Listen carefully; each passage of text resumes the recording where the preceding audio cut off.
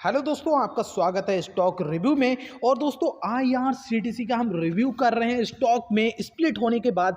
जहां कल आपने एक शानदार तेजी देखी, वहीं स्टॉक में एक बैड न्यूज आने के बाद बहुत ही बड़े लेवल पर गिरावट हुई। स्टॉक ने आपको 700 रुपए के नीचे के लेवल आज दिखा दिए, लेकिन वहां से स्टॉक ने वापस से कमबैक किया।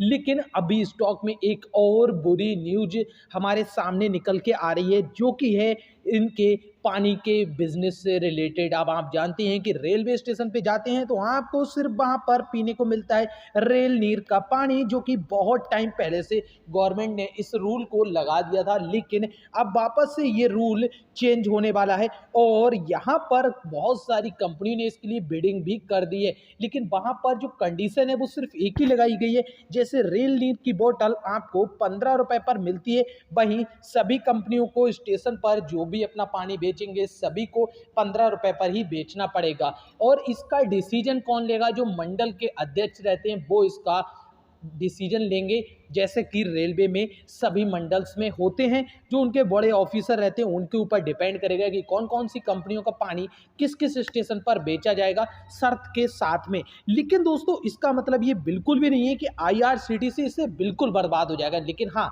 इनके रेवेन्यू पर और प्रॉफिट पर दोनों पर ही इसका फर्क पड़ने वाला है। जो कि सिंपल बात है कि यहाँ पर कंपनी का जो प्रॉफिट है वो अब कम होता हुआ दिखाई देगा। वही साथ ही साथ जो कन्वीनियंस फीस है उस पर भी 50% का बंटवारा होगा, तो इससे भी इन्हें थोड़ा सा नुकसान। लेकिन इससे अगर एक चीज़ और देखें, लॉन्ग टर्म का नज़रिया हम अगर देखते हैं तो वहाँ पर हमें एक चीज़ और दिखाई देती है कि ऑनलाइन टिकटिंग अब सबसे ज़्यादा होने वाली है और ये अपने बिजनेस को और ज़्यादा एक्सपेंड भी कर रहे हैं। देखिए, होटल्स, कैप्सूल होटल वगैरह भी बना रहे हैं, तो इससे भी इनका रेवेन्यू अदर माध्यम से बढ़ने वाला भी है।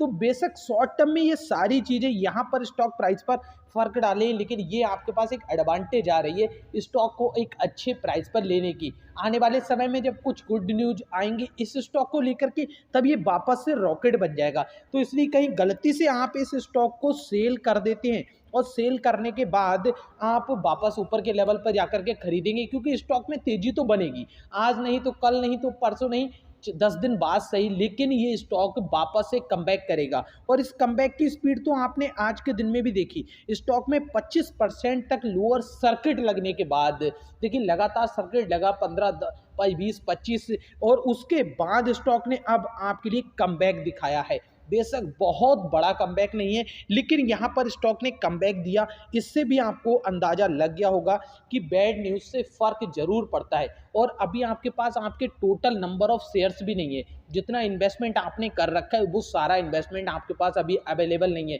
तो सारे शेयर तो कोई सेल कर भी नहीं सकता है अपने। लेकिन आप अगर इस स्टॉक को होल्ड करते हैं, अभी मजबूरी में ही सही, लेकिन होल्ड करते हैं, तो आपको पेशेंस का फ़ायदा मिल जाएगा।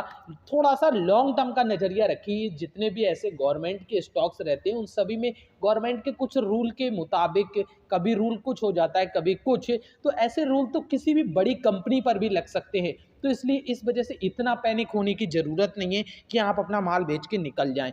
अगर आपको ये जानकारी, ये वीडियो अच्छी लगी हो तो लाइक ज़रूर कीजिएगा। और इसमें जो भी जानकारी दी गई है कोई भी अनऑफिशियल नहीं है, मतलब कि फर्जी नहीं है। यहाँ पर बेशक चाहे आपको इसकी जानकारी एक्सचेंज पर मिले या ना मिले, लेकिन यहाँ पर जो भी जानकारी आपको दी गई है 100% सत्य है। और ये पानी वाली बात रही, ये आपको कुछ टाइम बाद इम्प्लीमेंट होते हुए दिखाई देगी, क्योंकि इसमें भी थोड़ा सा टाइम लगने वाला है।